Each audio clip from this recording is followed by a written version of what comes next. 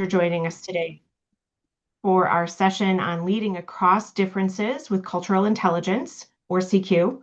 My name is Courtney Schaefer. I am formerly the Vice President of Finance and Operations, just recently stepping into the role of Chief Operating Officer at the Cultural Intelligence Center.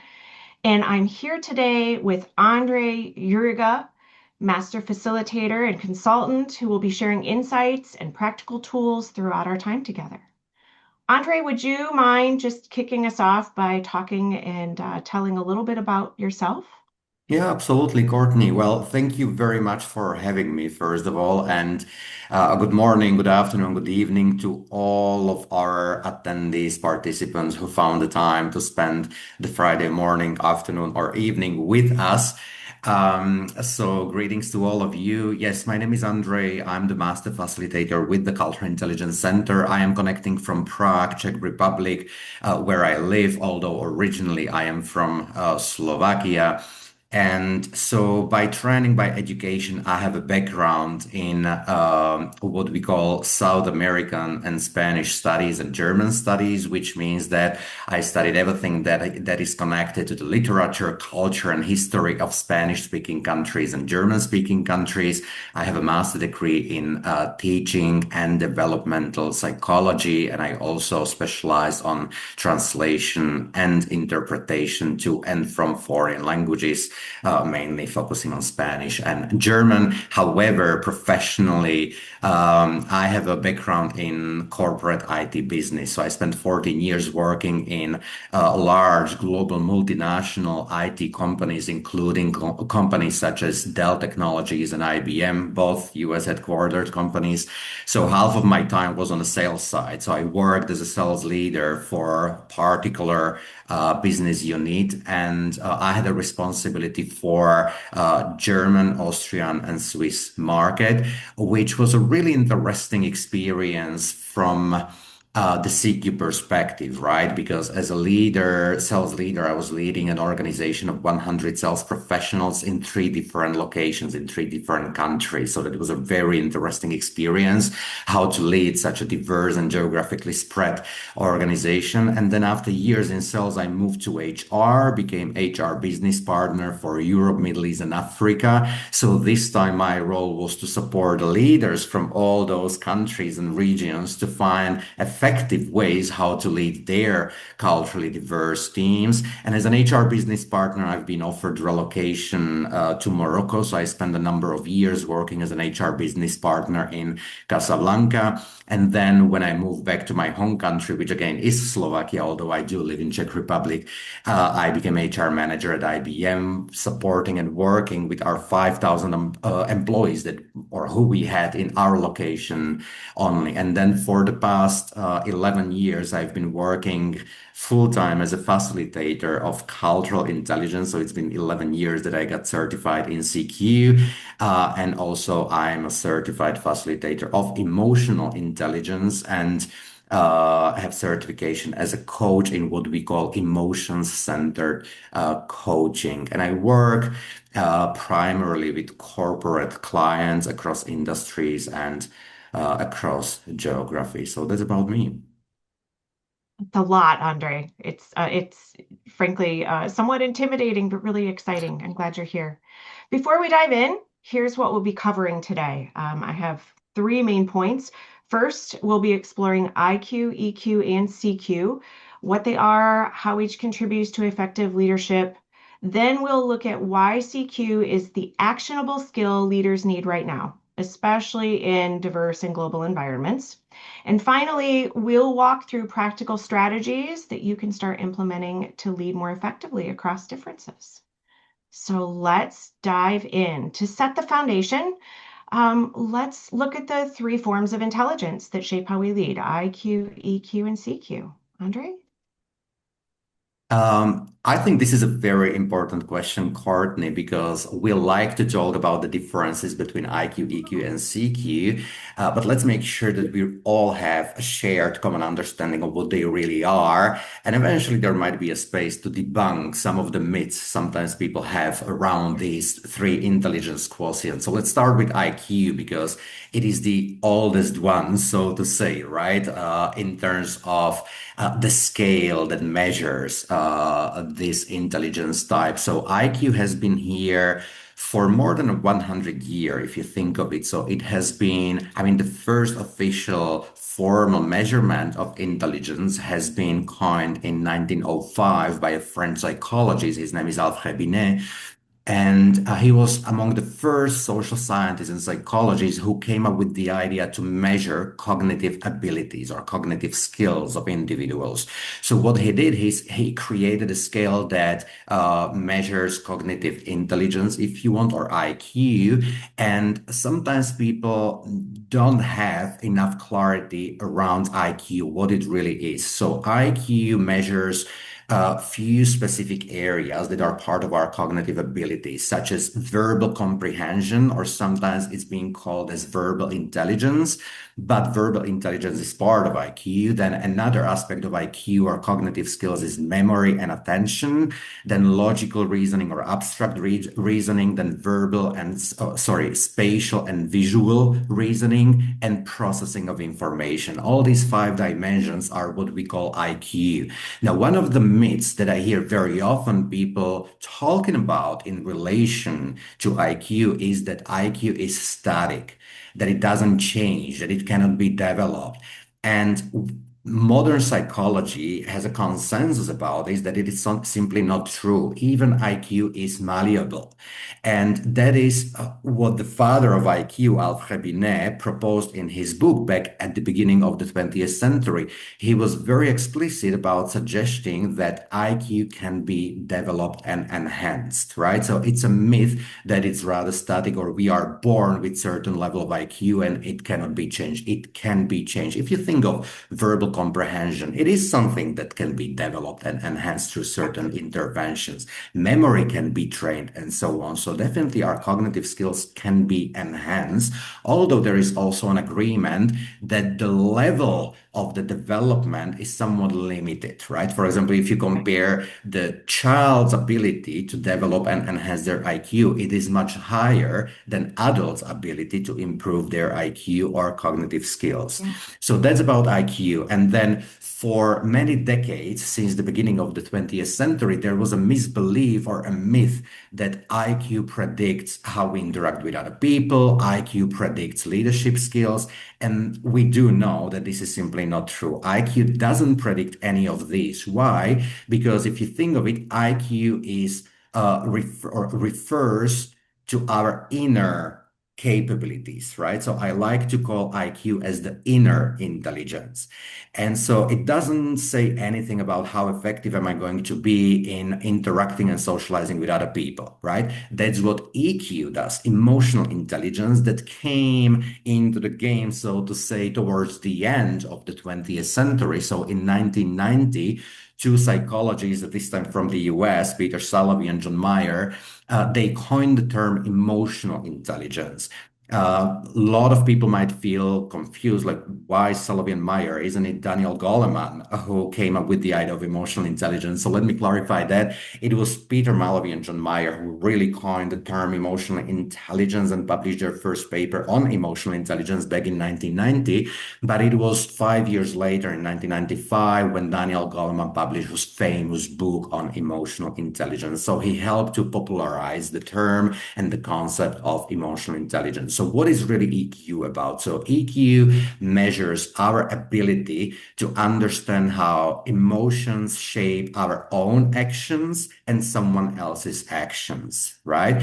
And so EQ seems to be a better predictor compared to IQ of how effective we are going to be when interacting with other people. But EQ doesn't say anything about how successful we are going to be when interacting with people from different cultural backgrounds. So EQ focuses mainly on interactions with people like us, who come from similar or identical cultural contexts, if you want. So that is why CQ is different from EQ and IQ, because CQ, it is the capability that helps us to effectively socialize and interact with people who come from different cultural backgrounds, right? So if you compare the evolution of IQ, EQ, and CQ, then I would say that CQ is the youngest sibling of EQ and IQ, and it is logical that it came into the game a little bit later. Why?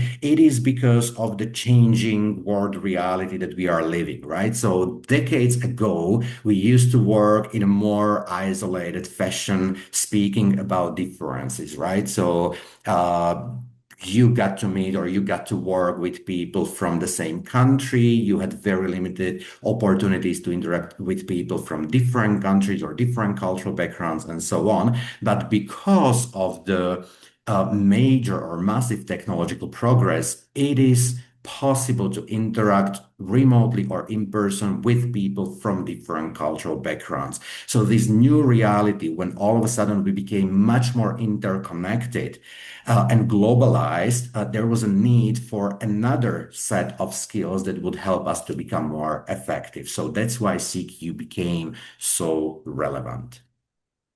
That's great. I like how you described it. IQ is kind of your inner intelligence, EQ really going outside, but really applicable in similar situations. And then CQ really bridging that gap when there's a relational aspect that is across difference. Did I summarize that? Absolutely. Okay. Absolutely. Yes, Courtney. And Okay. this is important. So I would say that IQ is rather the inner intelligence, while EQ and CQ, they are both inner External. oriented, but also external, referred or directed to the others, right? To people Yeah. around Yeah. us. And another myth is that also it means that we don't need IQ anymore as leaders, for example, because leadership is the topic for today, right? So Right. some people think that also IQ is outdated, EQ might be outdated, so now we need to focus on CQ. And I said, no, we still need all three. Every leader Right. and each of us, even if we don't lead or if we are not in leadership positions, we still need all three of these intelligences, right? Because as Right. leaders, we need to have our technical expertise in certain area, and that is what IQ equips us with, right? So Right. IQ helps us to communicate what we need to say, to solve complex problems, to think and reason logically, and so on. So IQ is still relevant. EQ is still relevant, right? Because it's all about how we make sense of our own emotional responses to Mhm. situations, for example, to differences. So, how do we emotionally respond to differences? So, EQ is very much relevant, and so is CQ. So, we need all Sure. three of them. Sure. Yeah, I can see that. I can see that very clearly. And as you said, the world is changing. And so our daily interactions are more and more encountering difference in many, many ways. So, it sounds like the onset of CQ or the emergence of CQ has really been a differentiator in the area of leadership. And because of our changing world, can you talk about the differentiator for those who may not be familiar with the building blocks of CQ or the foundation of CQ? Would you mind revisiting some of the capabilities? Right, absolutely. So, first of all, and this might be repetitive for some of the CQ certified facilitators in the group, but in case we have some people who are not yet familiar with the CQ framework, very briefly. First of all, cultural intelligence is the capability, or I like to say it, a set of capabilities that helps us to interact and socialize more effectively with people from different cultural backgrounds. And why I like to say it's a set of capabilities is because there are four components components or four capabilities that create what we call cultural intelligence. And this is important to say because sometimes people think, so what is the one thing that would make me cultural intelligent? And I said, there is no such a thing, right? So it's not about doing one thing that would make me Right. cultural A magic intelligent. So pill. exactly, magic pill, nothing like that exists. No. So it's a bit more complex than that. It's a combination of skills. So the first one is that we call CQ drive. CQ drive is the motivational capability of cultural intelligence. CQ drive is about my interest to understand why people behave the way they do. Why do they behave? Why do they communicate differently compared to my norms, right? So number one, it's an interest. Number two, it's the motivation to do something about those differences, right? So what's my motivation? What is my why behind my effort to do something about these differences? And number three, CQ drive is also about my self-confidence that I do feel well equipped and well informed to navigate differences effectively. That's CQ drive. The Okay. second capability of cultural intelligence is which what we call CQ knowledge. CQ knowledge is the cognitive capability of cultural intelligence, and this is the logical cognitive understanding of similarities and differences. For example, when I see you communicating or expressing disagreement certain way, which might be different compared to my way of expressing disagreement, I can link it to culture, to personality, to your generation, to your professional background, and so on. It's simply having a cognitive understanding of what could be behind different behaviors or actions. So that's CQ knowledge. Many people believe that cultural intelligence is, or being effective when working across differences, is all about being knowledgeable. And I said, no, like having a lot of understanding of differences makes us knowledgeable. That's all. But being knowledgeable doesn't mean that I do know how to act upon that knowledge, right? There are many people who do have a lot of knowledge about differences because they've been exposed to different cultures and so on. They like to share all the stories that they experience Mhm. and so on. But just because we do possess a lot of knowledge doesn't make us intelligent. Mhm. Why? Because cultural intelligence does go beyond the knowledge. So what's the third capability of cultural intelligence? It is called CQ strategy. And that is the metacognitive capability of cultural intelligence, which means about, or it is about our ability to reflect upon the knowledge. Right? Because one thing is to understand that, oh, Courtney has a different way of expressing disagreement. But now, what does it mean for me when I'm going to give you a feedback, right? So, what is my plan? What is my strategy? How am I going to deliver the message in a way that feels appreciated and understood by you? Right. So that's CQ strategy, the ability to reflect and plan ahead of time for any intercultural or cross-cultural encounter. And then finally, to close the circle, there is what we call CQ action, the behavioral capability of cultural intelligence, which is about our ability to step outside of our comfort zone, meaning to change, flex, modify our usual ways of doing things. So to stick to that example that I already used, if you have different way of expressing disagreement compared to my way of expressing disagreement, CQ action would mean that I do understand that you are different from the perspective of expressing disagreement. I understand the why behind why do I need to do something about it. I have a plan, a strategy. How am I going to give you the feedback? CQ action is about doing it. CQ action is about changing or adjusting my natural or usual way of expressing disagreement and say it slightly differently to make sure that Right. I'm being understood and that you understand what I'm trying to tell you. All of these four capabilities are equally important, right? So as we said, it's not sufficient to have robust knowledge if we don't use it. It's not sufficient to be incredibly driven and being motivated and interested in the others if we are not using that interest for developing deeper understanding and strategy. And it is not sufficient to have powerful strategy on the paper or in our heads if we are not capable or able to translate those strategies into concrete action. So that's why all four capabilities are equally important, and they are what make us culturally intelligent. Yeah, I absolutely see what you're saying. I remember when I first took a CQ assessment and my scores came back and I was low in the area of knowledge. And it was very interesting to me to investigate what that meant, what potentially drove that low score, and how I could potentially increase that score. But I can remember really gaining some specific understanding of how important it was, because if you don't have the reference book to draw upon in your knowledge base, and certainly I think experientially we all gain that knowledge in very different ways. But if you don't have that reference book, it's hard to do the strategy in action.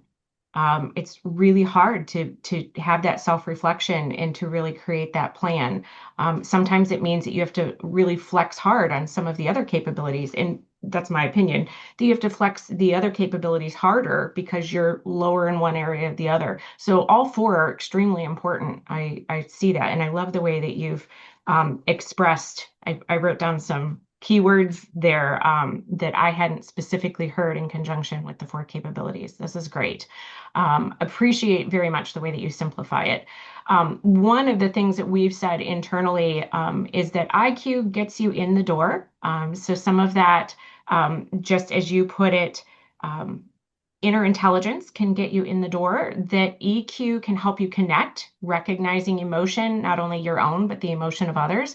And then CQ can ensure that you can thrive in a more diverse global environment. Really, though, what I find the most exciting about CQ is that as we develop our skills, it becomes very actionable. It's like a muscle that we can exercise. And so I think, the big question is, why, Andre, is CQ vital to the success of leaders today? I have heard you that all three are important, but why is CQ so vital? Mm. And thank you for that question, especially how you frame the question, Courtney, because sometimes people ask me, why is CQ the most important or most critical skill for leaders? And I Sure. said, no, it's not the most critical or most needed skill. It's one of the many critical skills that leaders need. And I think we need to be really cautious and mindful about the language we are using around CQ, so to say that we don't set unrealistic expectations for people, because I do believe that CQ can help in many contexts, in many situations, and there are other situations or other scenarios where I don't think CQ is enough and needs to be combined with other frameworks, for example, with EQ, right? But back to your question, why is it a vital skill for leaders? Because leaders lead people. People Mm. are different, right? Yeah, So I can have a team of 10 people coming from the same country, having similar age, but it doesn't mean that I have a homogeneous team, because sure. there will be differences among the team. What type of differences? Differences of personalities, differences of professional background. I might have people of different belief systems, and so on and so on. Here we are touching upon the concept of intersectionality, right? So human Right. behavior is driven not only by our nationality or national culture, but by personality, by our upbringing, by belief system, by educational background, and so many other things. So the reason I act the way I do at workplace, for example, could be connected to any aspect of my identity, right? So that means that leaders lead very diverse people, and there is not a single way of doing things anymore. In the past, decades ago, when we were not as interconnected as we are today, I could imagine that there were some proven ways of leading, some proven ways of delivering negative feedback, some proven ways of project management, effective communication, time management, and so on. I think But I've read those books. I think we all did, right? Yes. And today, in this interconnected world, I don't think there is such a thing as one size fits all. Sure. Why is CQ so vital? Because it invites everyone to keep reflecting on what is the best possible approach in this particular scenario. What is the best possible communication way in this situation? How do I need to lead this group of people? Do they appreciate more of the egalitarian approach? Do they need autonomy? Do they need participation and involvement in the decision making? Or do they need to be led from above by the authority, right? So CQ helps the leaders to permanently train that muscle, which tells them, okay, you need to constantly look for the most effective ways how to do things, right? As I said, CQ is a very important skill, not the only one. Sometimes I would combine both frameworks, EQ and CQ, when working with leaders. Why? Because, for example, one of the capabilities of cultural intelligence that I described was CQ drive, the motivational capability, right? Which is about interest, motivation, and so on.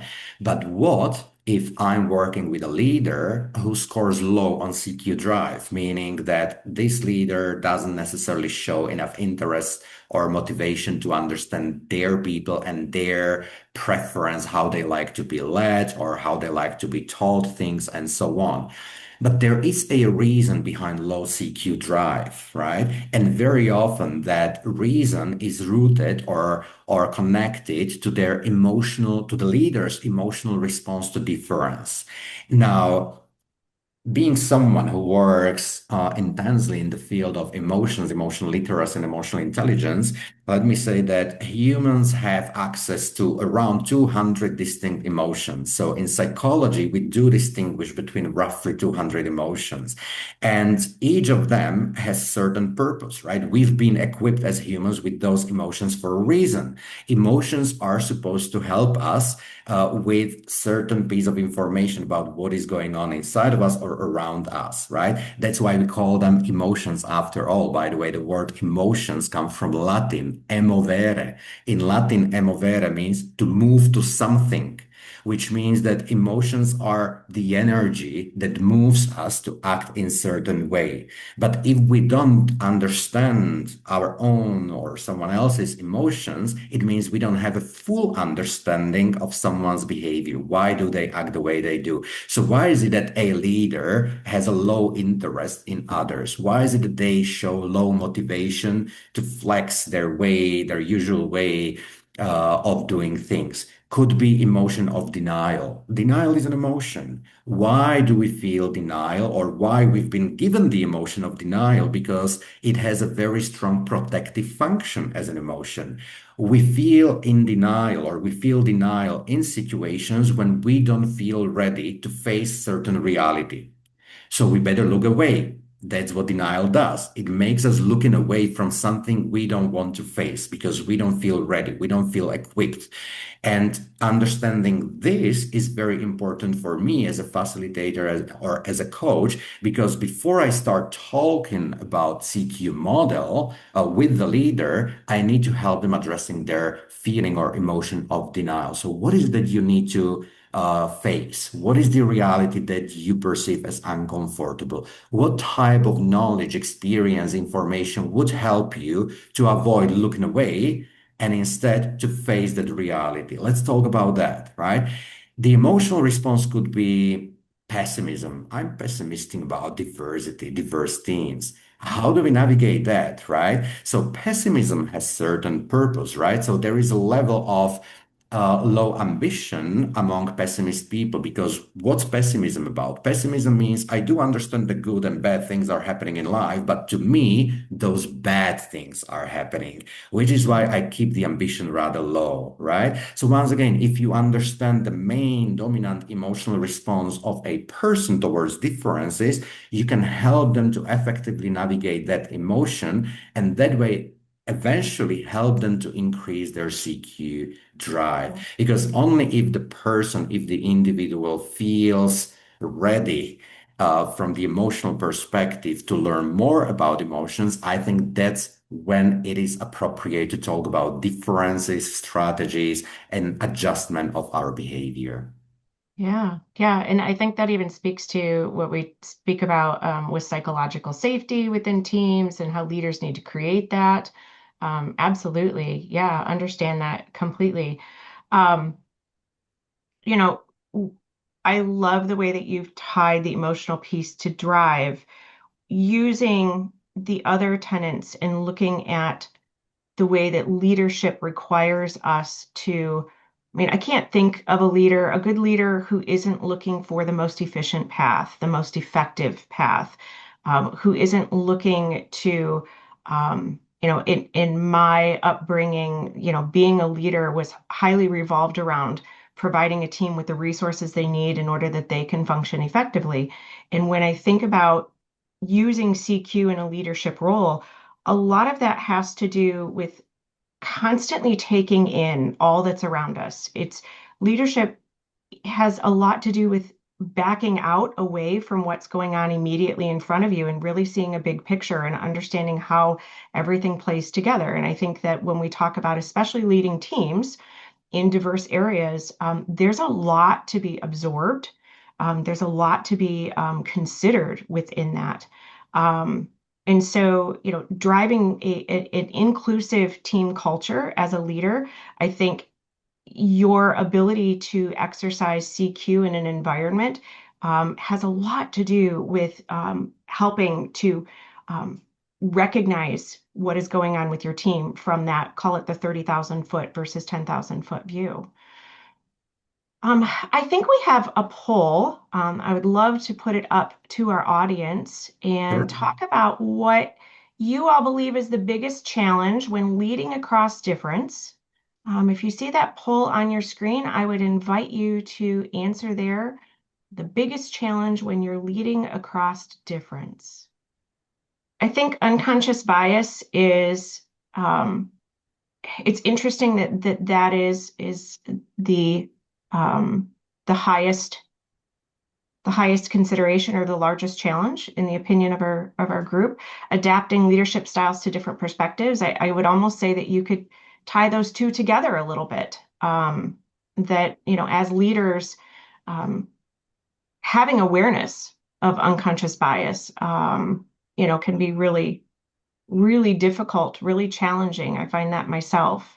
And then adapting your style, certainly self-awareness of what your style is. I've always found that an interesting interview question. What is your leadership style? Let me think about that for a moment.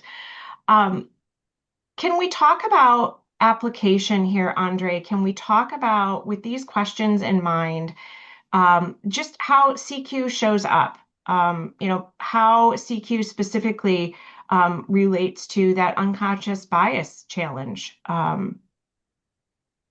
Would you mind Courtney, giving I was afraid that overcoming unconscious bias would be the most voted option because we could do a separate session on unconscious bias, one of the topics I'm super Absolutely. passionate about. But I see the top two, right? It's overcoming unconscious bias and adapting leadership style to different perspectives. And as you said, they are very much interconnected. I agree with that. But let me start with adapting leadership style to different perspectives because I do think that that is one of the major outcomes, positive outcomes of higher level of cultural intelligence, right? So Yeah. when we score high on cultural intelligence, that means that we do have this ability and the facility to adjust not only our leadership style to different perspective, but to adjust our usual ways of acting or behaving, right? And this is important not only for leaders, but for any of us. I see that we have a large number of certified facilitators here in the group, right? So let me make a quick reference here. Um, Even as facilitators who talk about cultural intelligence, who facilitate discussions about cultural intelligence, need to be strong in cultural intelligence in the sense that we need to constantly change and adjust and modify the way we do facilitate a conversation about CQ. Let me give you an example. Um, Sometimes I do work with clients in Middle East, right? And very often these clients, when it comes to their belief system, they are of Muslim faith. Now, it did happen to me a couple of times when I was talking or introducing the CQ model that I faced certain pushback suggesting that, okay, is this a Western concept, which is not necessarily if we look at the history of CQ model and how it was designed or created.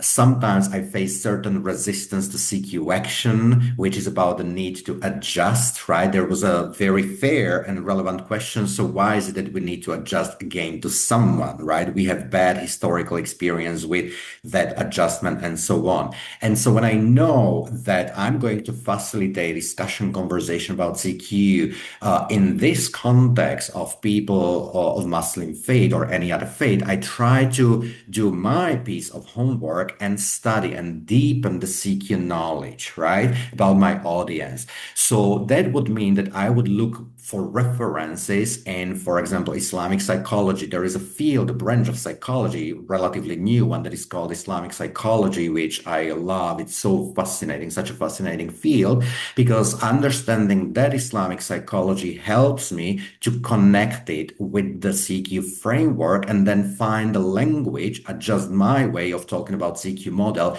in a sense or in a way that would be more acceptable or more relevant for my audience. So even as facilitators, we need to adapt our facilitation style, right? Even the way I talk about emotion. So I told you that the word emotion comes from Latin, emovere. But look, since I'm talking about my experience with the clients in the Middle East, they would tell me, well, Andre, we don't care about Latin, right? Because we speak Arabic. And so once again, as a facilitator, I need to prepare for that conversation. So I would look for the equivalent of the word emotions in Arabic, which is al-awatif, for those who speak Arabic. And that word means, or the origin of the word also means that we bend over or we incline under the heaviness of emotion. So to say that the origin of the Arabic world means that or suggests that our behavior is impacted and driven by emotions, which does have a very similar meaning as the original Latin word, right? The energy that Right, moves us to certain actions. right. So not only leaders, but all of us, we need to adjust our usual or common ways of doing things. So back to the leadership. Uh, as we said, there is no one single way of leading a team, right? So the leaders need to remain flexible, agile, and versatile in the face of all those differences present in their teams. I'm going to share with you two very recent experiences with two completely different people. 2 weeks ago, I was in Argentina, and during the trip, I got a chance to visit one of the palaces in Buenos Aires, and I had a guided tour. Now, the guide, she was a lady probably in her 70s. It was hard to say because she looked amazing, but just when I did the math, reflecting on her long experience doing these guided tours, I thought that she must have been in her 70s. And at the beginning of the guided tour, she asked all of us, we were around 30 visitors. She said, do we have any visitors who don't speak or who don't have Spanish language as the mother tongue? So there were a couple of us. And she said, and do you speak? Do you understand Spanish? And we say, "Oh, yes." So we all nodded. Yes, we are Spanish speakers. And yet she decided to adjust the way she was doing the tour. So she slowed down. She was paying a lot of attention or a lot of emphasis or attention on the way she was pronouncing and spelling things in Spanish and so on. And at some point, she made a pause and she said, "Oh, my dear Argentinian fellows, this is not my usual way of speaking, just that you know that I don't speak that slow, but don't forget that we have our friends from abroad, from many different countries, and although they do speak Spanish, it's a foreign language for them. So I want to make sure that they follow what we are discussing here, right?" And I found it fascinating. I was like, this is CQ in action. So I need to talk to her. So after the tour, I went to talk to her and I appreciate the way she did the tour. And I asked her, have you ever heard about CQ? And she said, never. What is that about? Yeah. And so I told her what CQ was about and so on. And she found it super intriguing and interesting. And when I asked her, why do you do this? Like, why do you adjust? Right? Why do you change your natural way of speaking? And she said, to me, that's the most natural thing to do because I want the visitors to feel welcomed, to feel appreciated, to feel Yeah, seen, and I want to make sure that they are living with the most beautiful experience during this tour. And right. that take us back to her very high level of CQ drive, probably, right? So she had this desire, this genuine interest and motivation to create a beautiful, positive experience for everyone around her. So that was one person. Last week, I was facilitating a conversation and a workshop with the executive leadership team in Connecticut, US. And it was a French team who was visiting their US operation. And I saw their numbers, like what's their market share across the globe and so on. And they are very successful in the US. And when I talked to the leaders about what could be the main reason of their success, they said they agree that we change our way of operating in each of the location. We do have our golden rules, our golden standards, what is a must no matter where we are, but then we do recognize the need to adjust our strategies in each location. And again, I asked them that that takes a lot of effort and time to come up with these flexible strategies. Don't you think so? I said, yeah, but what's the other alternative? Yeah, What's the other option? This is the only option that we see, right? So again, their level of CQ drive was probably very high. So that takes me back to the need for CQ drive. Although I said that there is no hierarchy between those four capabilities that are equally important, I did recognize that sometimes we have the tendency to go very quickly through CQ drive and we focus on developing strong understanding of differences, strong CQ knowledge, talking about the strategies and so on. But I think we can't go too fast through CQ drive because I think from my experience, having worked with so many different people across industries and geographies over the past 10 years, I think it is CQ drive that makes a lot of difference in how people are going to apply their CQ capabilities or not, right? Because if there is not enough CQ drive, no matter how much CQ knowledge we give them or how much CQ knowledge they develop, doesn't matter how many great, powerful strategies we give them or equip them with, if the CQ drive is not strong or high enough, they're not going to use the most probably, right? yeah, yeah. I can see that perspective. Absolutely. Yeah. You know, this has been such an interesting conversation, and I love how we've branched into so many different examples, so many different, I'm going to say, tangential subjects in association with leadership and how CQ intersects. We'd love to take some questions from the participants today, our audience. Just wondering here if anyone has any questions that they'd like to ask Andre or myself. Andre, definitely the expert, and I have to say I always enjoy talking with you and hearing you speak. It's just fantastic to hear your perspective and just the experiences that you've had. Um, let's see here. Well, I see that there are many questions, Courtney, so I'll leave it up to you to pick up any that you find relevant. Yeah. Here, let's see. I'm navigating. I apologize. So I think this one is interesting.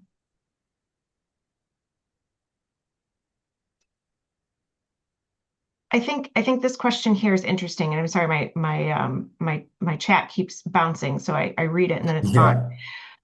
Yeah. Um, but the question of is it possible to help people to develop CQ drive if they don't already have enough? And I think you've really tied the EQ notion to this. So if you wouldn't mind digging into that a little bit more. Absolutely, and I very much appreciate the question because it creates that space to really talk about the interconnection between EQ and CQ, right? So, once again, when a person takes the CQ assessment and we see that they score low on CQ drive, right? And obviously, as a facilitator, I need to understand the reason behind it, right? So instead of jumping to some solutions or suggestions for this person, how they could eventually develop and strengthen their CQ drive, very often we like to say, oh, try to build common interest with your stakeholders who are different and so on. Watch movies about different cultures, read books, and so on. Yes, these are all great strategy. But first of all, we need to understand why the interest is low for now, why there is not enough motivation, right? Right. And as we said very often, the reason is of emotional character, right? So this person might have very negative experience working with someone who is different, right? So that might be the reason, like really bad, negative past experience. And Right. that means that first we need to address that past experience and help the person to distinguish what is past and what is present, right? So there is a Right. lot of psychology in that. The reason could be people feel skeptical about differences. Skepticism is an emotion. They might feel frustrated or disappointed. They might have felt disappointed by differences in the past.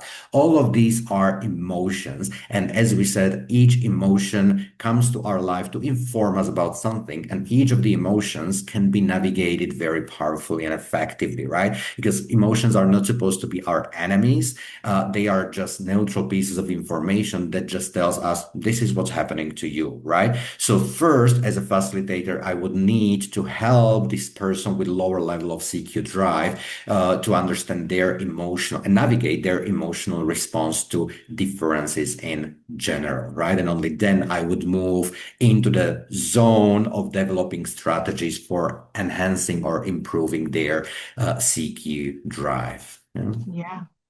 I think one of the questions here I find really interesting is about basically addressing or, how do you address CQ in this time of anti-DEI sentiment? I think that is a question that, especially in the United States, many decision Hmm. makers and leaders are trying to navigate. Do you have any insight there? Sure. CQ or cultural intelligence has many benefits, right? One of the things that makes CQ stand out compared to other intercultural frameworks that are out there is that it's rooted in deep, rigorous research that has been peer Mhm. reviewed and published, right? And so we can say, or we can talk about all the benefits and outcomes of higher cultural intelligence. One of them is inclusion, right? So people with higher level of cultural intelligence are typically those who are great and effective in creating inclusive environment, right? Right. Um, but CQ has many other benefits or outcomes. And so even in the time of anti-DEI sentiment in any part of the world, it's not happening only in the US. I Yeah. say CQ is not about ideology. CQ is not political. To Right. me, and again, I'm going to put on my hat of someone having an academic background in psychology. So I'm going to talk about basic psychological needs of every human. So every human has a set of basic psychological needs, and I'm going to talk about two of them. So one of the basic psychological needs is the need for the authenticity, to be Hmm. who we are. It's a need. It's not a privilege. It's not a right. It's an inborn need we all have. We need to be who we are, the need for the authenticity. Right. Then we have the need for the attachment, for being part of something, for belonging. It's also an inborn need. Everyone is talking about humans as social animals, social creatures, right? So that's the inborn need for the attachment. Why do I talk about these two psychological needs? Is because very often they are in opposite, right? So what happens in real life is that either I meet the need to be authentic, so I'm showing my real self, my true self, but then I'm not able to create the attachment because people around me don't appreciate me the way I am. They try to change me, they don't validate me, and so on. This is an extreme. Only one of those two needs is being met. Another extreme is when I think that I'm part of something, that I do belong, that I have an attachment, but only because I push myself, my authenticity. Because I feel that I cannot be authentic if I am, I will lose that attachment, right? Sure. So that's another extreme. And to me, CQ is that foundational that helps me to bring more balance between those basic psychological needs. This is not politics. This is not ideology. This is Right. simply about helping people to meet their very basic psychological needs. That's how I see CQ in the time of anti-DEI, right? So CQ is Yeah. not about politics or ideology, as we said. It's much more foundational. Yeah, and I think there was another question here that some of your comments made me reflect back to, and it was one about is there such a thing as CQ going too far, that your adaptability becomes so far outside of your who you are? Is there a fine line or a boundary between sensitivity and the term I just found here, a self-erasure? Hmm. I think that's a really interesting What an interesting question. Yeah. And question. so uh, let me give you a few examples. So I'm not a native English speaker. English is one of the foreign languages that I've learned. Today, I've decided to talk to all of you in English because I thought that it would be the common language. Have I become less of a Slovak or Czech because I speak English? I don't think I did. I still feel the same Slovak or Czech citizen, right? So yes, I'm making a behavioral adjustment here, but I am not losing my authenticity, right? So applying CQ or adjusting our usual ways of doing things is usually about those small steps that Right. helps us to meet somewhere in the middle. It is not about becoming someone else. Look, at CQ Center in our programs, when it comes to CQ knowledge, we like to talk about 10 behavioral preferences. One of them is about how do we communicate? How do we convey messages? And I'm sure many in the audience are familiar with the terminology of low and high context way of speaking, right? So I'm not going to explain that in depth. But my natural preference, my comfort zone is in high context for many different reasons. I could connect it to many aspects of my identity, why high context. And yet I had to train my ability to adjust my high context way of speaking and say things more explicitly for the sake of being understood and deliver clear messages, not to confuse people around me, right? So Right. more often than not, I need to go into that low context way of communicating. Does it make me a low context communicator? No, I still don't feel comfortable speaking low context. It's a challenge for me. It's a discomfort. And I understand my why behind that discomfort, right? I understand why I do go into the discomfort, but I still feel very authentic as a high context communicator. So it's not about becoming someone else or losing our authenticity. It's about flexing a bit our usual way of doing things. I do want to acknowledge that piece of the question about self-erasure, right? So sometimes there might be a cultural norm or certain type of behavior that I simply don't want to adjust to because it would feel so strong against who I am, right? So what do I do then? Mhm. Instead of adjusting, I can use CQ as a mental framework to explain my intentions behind my behavior, right? So once again, let me give you a concrete example. The other day, I was facilitating a workshop and I got very passionate about the conversation that we were having with the group. And one of the participants, she raised her hand and she say, Andre, why are you yelling at us? I was like, I'm not yelling at you. But her perception was that I was yelling. She thought I was upset, that I became angry. And it was a whole different perspective that I was not aware of. And I was like, oh no, let me explain my intention. The reason I'm raising my voice is not because I'm angry or upset, but simply because I got so excited. I'm really enjoying this conversation, right? But now this is really important for me to understand because I know that I probably cannot control my volume, speech volume, right? As I got excited about a conversation. So I know that eventually I might raise my voice at some point. So instead of trying to adjust something that wouldn't feel natural to me anymore, I tell people upfront my intentions and I tell them, look, guys, at some point, I might get so passionate about our conversation, and that manifests in my behavior in a way that I will raise my voice. So do know that this is a sign, an indication of my passion, my excitement, and not an angriness or being upset, right? So when we don't feel comfortable adjusting, we can simply explain intentions behind our actions. Right. And it helps you maintain that authenticity that you were talking about Yeah. earlier. I love that. That's fantastic. And I also noted that as you were explaining the scenario, that you didn't necessarily immediately apologize. You didn't necessarily ask the person to explain why they felt that way, but that you explained your intention and then took the conversation a little deeper. I think that's very telling and helpful as well. Which can be a Um, powerful strategy as well when working across differences, this yeah, intent versus impact framework, right? So when I yeah, noticed that I created a negative impact on someone, I paused and I said, okay, let's talk about what's going on in you because I see your reaction. I want to understand. So what is the impact I have created on you? And the person would tell you, well, I think that you are yelling at me or that you dislike me for this and that reason.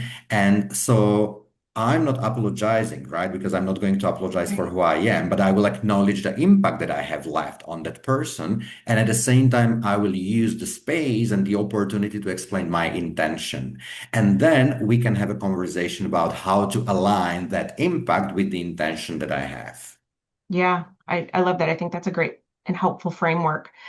There are so many questions that we probably are just not going to get to today, and I'm so sorry. We will attempt to answer those and send out responses to your questions to give you all insights into what was asked, and also because these are just so thoughtful and important. Let's see. We'll share more details about these promotions in our upcoming email. Thank you for joining us today, Andre. Just my deepest thanks to you for sharing and just making my first webinar facilitation so easy and smooth. You truly are an impressive human being, and I just enjoy listening to you so much. Thank you, Thank you very everyone. much, Courtney. I have a question, please, Courtney, before Yeah, we say goodbye to everyone. I see now I just looked into the Q&A and in the chat, and I see so many questions, and I there feel are. horrible for not addressing all those questions. I just want to put it out there. If there is an opportunity or possibility for the CQ Center to pull down all these Yes, questions, and let's talk about how to address these. yes. Let's be creative because I want to make sure that everyone who came and spent the time here will get their answers. So let's find a way how to Yes. answer each and every of these because I find them very, very interesting. Thank you very much. They are, and we absolutely will, Andre. And everyone who asked a question, your questions are important, and I apologize that we just didn't get through all of them. Thank you for joining us today. I hope that there were some new insights shared, some little nuggets, some little takeaways that will take you through your day, that you feel energized, and that you feel like you've gained knowledge and gained positivity through spending this hour with us today, practical insights to apply as you move through and effectively across differences. Thank you, everyone. Have a wonderful day today.